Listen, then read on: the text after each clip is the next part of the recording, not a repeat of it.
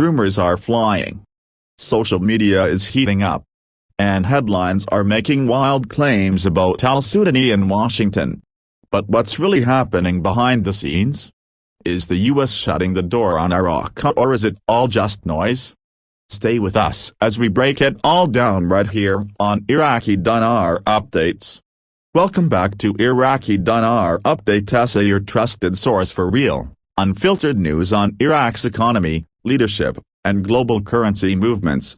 If you're looking for clarity, truth, and deep dive context that mainstream media won't give you, you're in the right place. Let's get into it. Lately, there's been a flood of misinformation swirling through various media channels, especially regarding the state of diplomatic relations between Iraq and the United States. Specifically, claims have emerged suggesting that the U.S. administration, under former President Donald Trump, rejected a proposed visit from Iraqi Prime Minister Mohammed Shia Al-Sudani. On the surface, that kind of headline sounds explosive.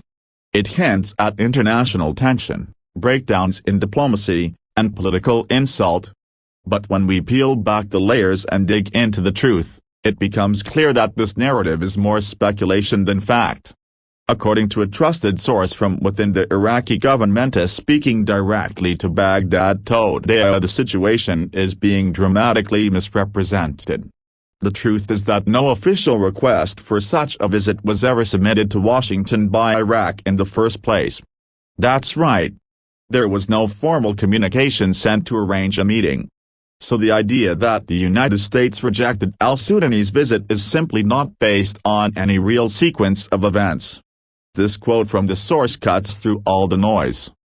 The talk about U.S. President Donald Trump's administration rejecting Al-Sudani's visit is completely inaccurate, and no official request has been submitted from Iraq to visit Washington during the recent period. This isn't just an issue of correcting the record. It's about understanding the mechanisms of international diplomacy and why these kinds of stories catch fire so quickly, especially when tied to volatile global narratives like Iraqi U.S. relations, currency reform, and the broader economic challenges facing Iraq today. To unpack this further, let's take a closer look at why this false narrative may have surfaced to begin with. For starters, there's a long history of speculation surrounding Iraq's dealings with the United States. Every time Iraq is on the brink of economic or political movement, whether it's about the dinar revaluation, oil negotiations, or financial reform, rumors start circulating about who is talking to whom, what's being agreed to behind closed doors, and which leaders are supposedly being welcomed or denied access to Washington. In this particular case, attaching the claim to Donald Trump adds fuel to the fire. Trump is a polarizing figure, especially when it comes to foreign policy and the Middle East. He's been known to take bold stances, favoring strongman tactics and transactional diplomacy. So it's easy to believe, at face value, that he might have slammed the door on a Middle Eastern leader. But belief doesn't equal fact. And here, the fact is that Al-Sudani never asked for that meeting to begin with.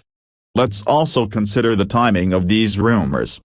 They come at a moment when Iraq is under a tremendous amount of pressure from both internal and external forces. The nation is facing challenges related to currency restrictions, potential sanctions, investor uncertainty, and a demand especially from Western figures like Trump for Iraq to step out from under the shadow of the U.S. dollar and assert its own financial sovereignty. In a climate this intense, any whisper of a breakdown in communication between Baghdad and Washington can spark panic or feed into broader conspiracy theories. It's important to be clear, there is no indication that diplomatic ties between Iraq and the United States are in jeopardy over a supposed visit that was never even proposed.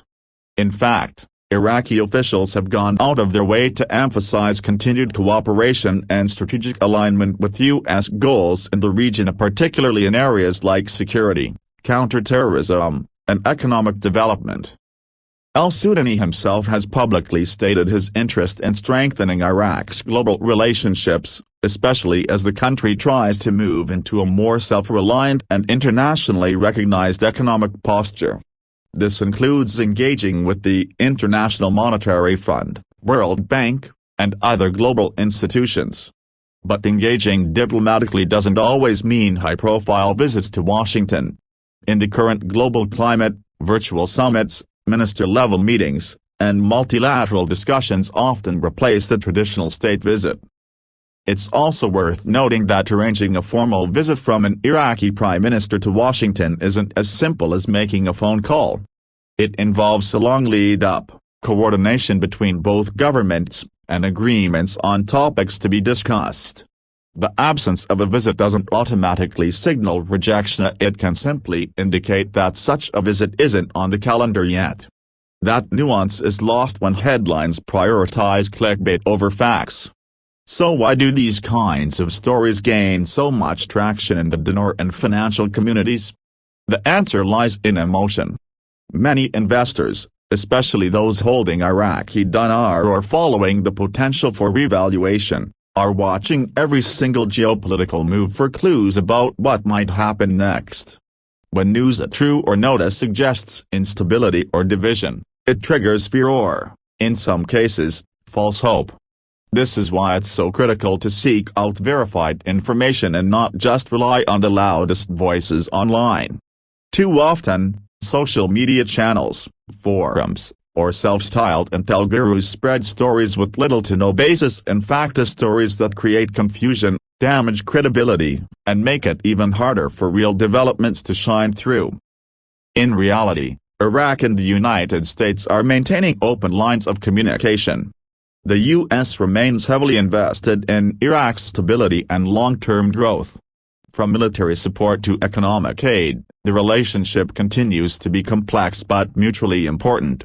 Iraq's move toward financial independence, and its ongoing struggle to balance domestic reform with international expectations, is not being ignored in Washington. And just because a trip hasn't happened, doesn't mean relations are strained. In fact, in the world of international diplomacy, what doesn't make the headlines is often more important than what does. Quiet progress behind the scene as a technical teams meeting, policy proposals being shared, international frameworks being debated often signals a more mature and productive partnership than flashy state visits and photo ops. Let's bring this full circle. The idea that Donald Trump or his administration rejected Al-Sudani's visit is a narrative built on air. It's simply not true. No meeting was proposed, no invitation was sent, and therefore, nothing was rejected. It's a non-story that grew legs because people were eager to believe something was going wrong. But the real story here is not about rejection, it's about perception. It's about how quickly misinformation can take hold, especially when tied to emotionally charged subjects like leadership, nationalism, and global finance. The lesson for viewers, investors, and everyday citizens alike is this: always ask for the source. Always check the context.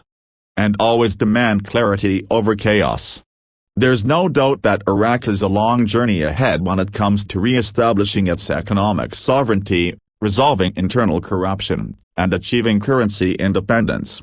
There's no doubt that voices like Trump will continue to exert influence either directly or indirectly on how Iraq is perceived in global circles.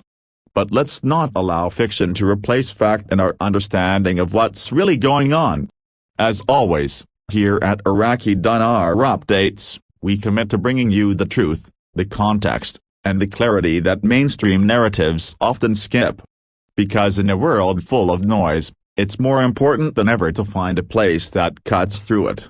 Thanks for watching Iraqi Dinar Updates. If you found this video helpful or insightful, smash that like button, subscribe for real-time updates, and hit the bell so you don't miss a beat.